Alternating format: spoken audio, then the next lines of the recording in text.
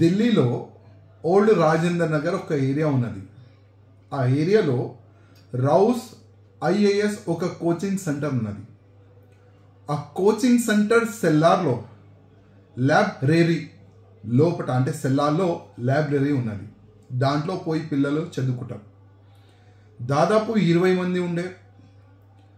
సడన్గా వర్షం పడింది, ఆ సెల్లార్లో వాటర్ పోయింది, చాలా మంది ప్రమాదం నుంచి వెళ్ళిపోయినారు. కానీ 3 దాంట్లో చిక్కిపోయినారు. అది థంబ్ పనిచేయలేదు, అది ఓపెన్ కాలేదు, దానివల్ల దాంట్లో చిక్కిపోయినారు.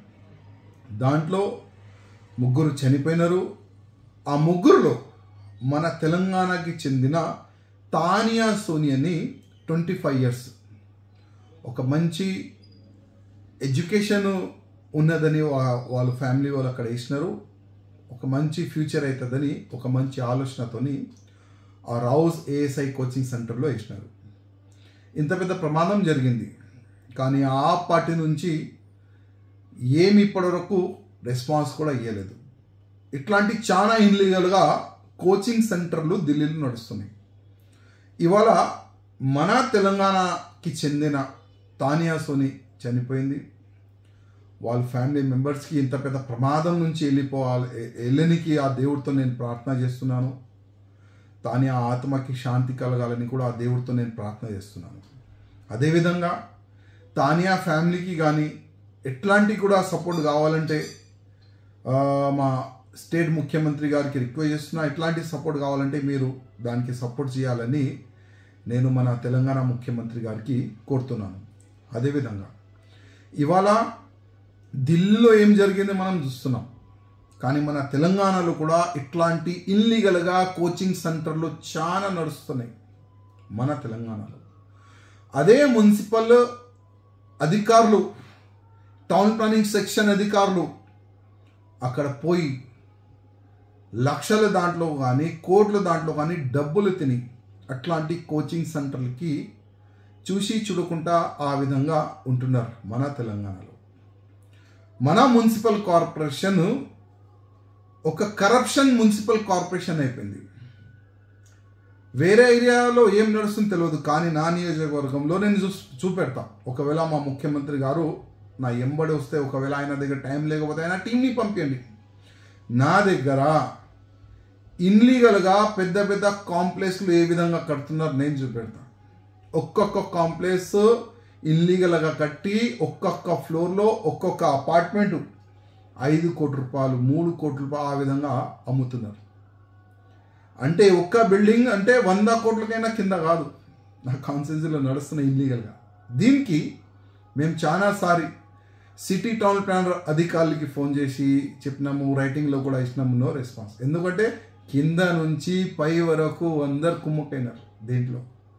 ఇప్పుడు ఒక కొత్త కమిషనర్ లేడీ, ఒక డైనమిక్ లేడీ కమిషనర్ గారు వస్తున్నారు. వాళ్ళు అక్కడిక్కడ కొద్దిగా బాగానే అగ్రెసివ్గా తిరుగుతున్నారు. ఒక్కసారి ఈ టౌన్ ప్లానింగ్ సెక్షన్ పైన దృష్టి పెట్టండి. అసలు ఏం జరుగుతుంది? మీ సిసి టౌన్ ప్లానర్ కానీ, సిసిపి కానీ, మీ ఏసీపీ కానీ, మీ సెక్షన్ ఆఫీసర్ కానీ వీళ్ళు ఎంత కరప్షన్ చేస్తున్నారో ఒక్కసారి దానిపైన కూడా దృష్టి పెట్టండి.